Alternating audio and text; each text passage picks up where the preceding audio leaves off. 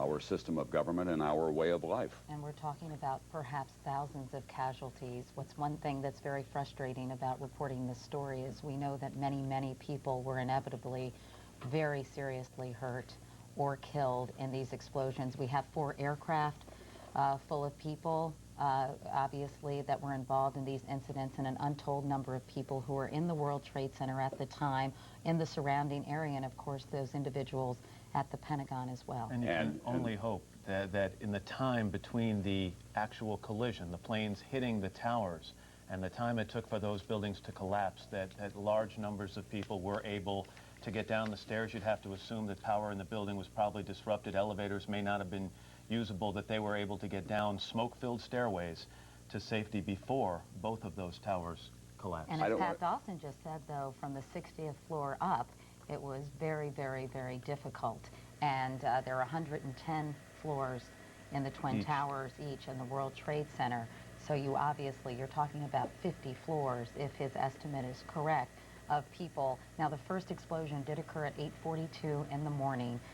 Some people might not have been at work yet, but many people here in New York, a workaholic town, get to work early, particularly those who are watching the markets, the overseas markets, and this is the financial center of the United States and, of course, of New York City as well. Yeah, we have hesitated to use specific numbers, but Mayor Giuliani is saying it's a horrendous number of lives lost, and it could be in the thousands. We want to go now to Ray Kelly, who's a former police commissioner here in New York City. Mr. Kelly, good morning to you. Good morning. Obviously, after the terrorist attack in 1993 on the World Trade Center, security was beefed up, but there's nothing that could have been done to prevent this kind of an attack, it seems. No, it appears that nothing could be done. And of course, events in 1993 pale in comparison to this. This is a horrific event. As the mayor said, that appears to be thousands of casualties. And New York City emergency services, I believe, are the best in the world. But something like this, of course,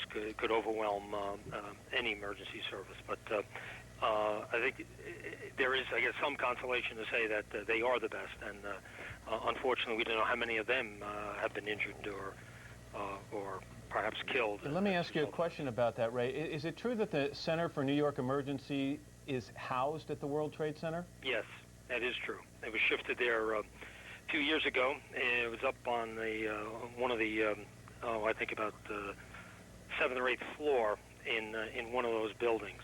And again, in hindsight, perhaps that shouldn't have been done, but it was a state-of-the-art facility, no question about it. Well, tell me a little bit more about that facility, if you could, Ray. I mean, what specifically is it designed to do? It's designed to coordinate. You have 40,000 police officers. You have a fire department with the emergency service, EMS component of about 15,000 people. The purpose of that facility was to coordinate activities in the event of emergencies. And again, it had state-of-the-art communications equipment. And it's something that it's just unfortunate as to where it was located. But there are temporary headquarters. New York City has several of them, and mobile temporary headquarters that I'm sure they're operating out of now. At the same time, it must be fairly chaotic without the use of that center to coordinate the efforts. Well, I guess everything is chaotic right now, but the emergency vehicles, I think New York City has a lot of major events, and they coordinate most of those events outside of that center. That center has kind of an oversight responsibility for a lot of the events. The coordination is done on the scene. So they practice doing that and Ray, on a I mean, regular basis. obviously the problem here is not only do police officers and law enforcement and rescue people have to respond to what's happened at the World Trade Center, but also a large number have to fan out to make sure that nothing occurs at other landmark buildings throughout the city. That's true, and of course services have to be provided throughout the city. The normal police and fire services, the rest of the city, 320 square miles, have to be covered by emergency services. So it is indeed a tremendous challenge. Ray, you've been in the middle of these kinds of episodes when you were the police commissioner in '93 during the attack. Your whole life has been dedicated to law enforcement and national security matters.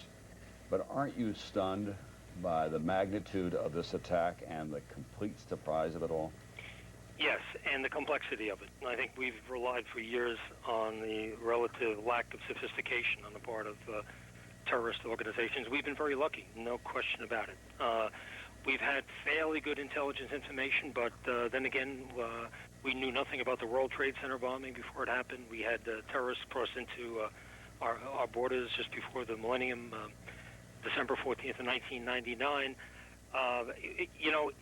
You can't predict these things. I am surprised, again, at the level of coordination and sophistication of these attacks. Ray, what kind of game plan is in place? Obviously, following the bombing of the World Trade Center,